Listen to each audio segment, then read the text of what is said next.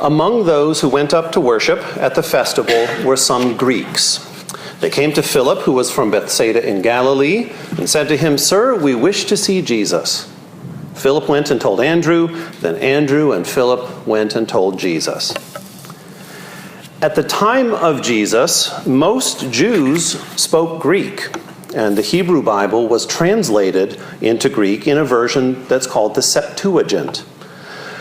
Greeks, though, is the term that the gospel writers usually use not for non-Jews or for residents of Greece, but instead for Greek-speaking, often non-Palestinian Jews, and also for God-fearers, those who were not Jewish, but who attended synagogue services and practiced the faith as best they could.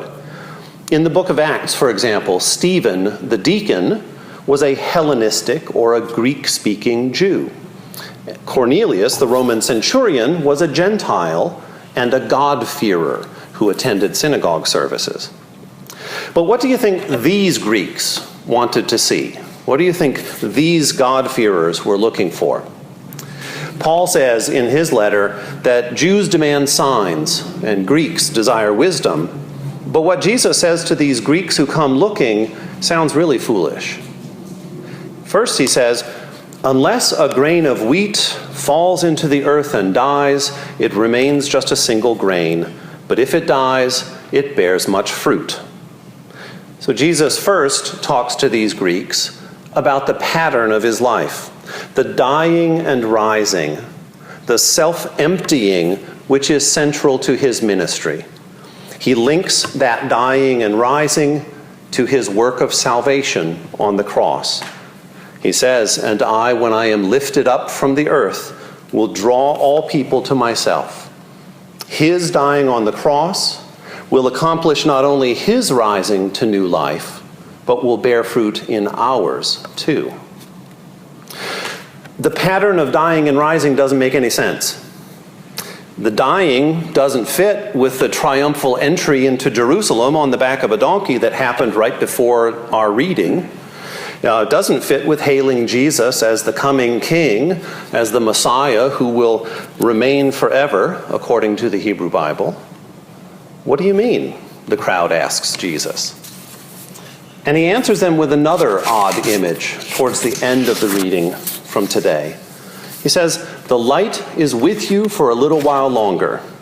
Walk while you have the light, so that the darkness may not overtake you." Now, several times during his ministry, Jesus says something like this: "You always have the poor with you, but you do not always have me." He said that just last night at dinner with Lazarus and Mary. You know, his feet probably still smelled of that costly perfume as he sat on the back of the donkey and rode into Jerusalem the next day. While the bridegroom is with them, his friends rejoice. Jesus said that very early in his ministry when he was questioned by the Pharisees about why his disciples weren't properly observing the Sabbath regulations. While we have Jesus with us, everything is different, and the old rules don't seem to apply anymore. So Jesus' dying and rising is the pattern for his life, and his presence makes a difference to his friends. Now, on Saturday night of this week, after our way of the cross has led us with Jesus to supper with his friends and betrayal by one of them, to his agonized prayer in the garden and to his arrest, to his crucifixion and to his death. On Saturday night, the darkness of our church will be split by a single candle flame. I'll sing "The Light of Christ," and you'll respond, "Thanks be to God." You see, dying and rising is the pattern. Good Friday comes, but so does Easter.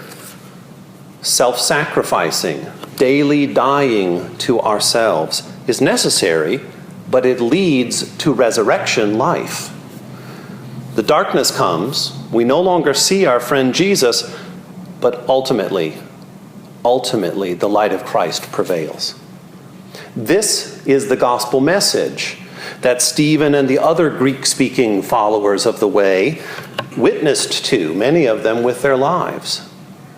This is the gospel that Paul carried into the Hellenistic world, to the actual Greeks and to Romans and other Gentiles, and eventually down the long centuries, even to us. Many centuries before Jesus was born, the people of Israel were taken into exile in Babylon. And though many returned to the land, many more actually remained in the diaspora, in the dispersion of the Jews, no longer speaking Hebrew, but speaking Greek like their neighbors. It's too light a thing, God said through the prophet Isaiah.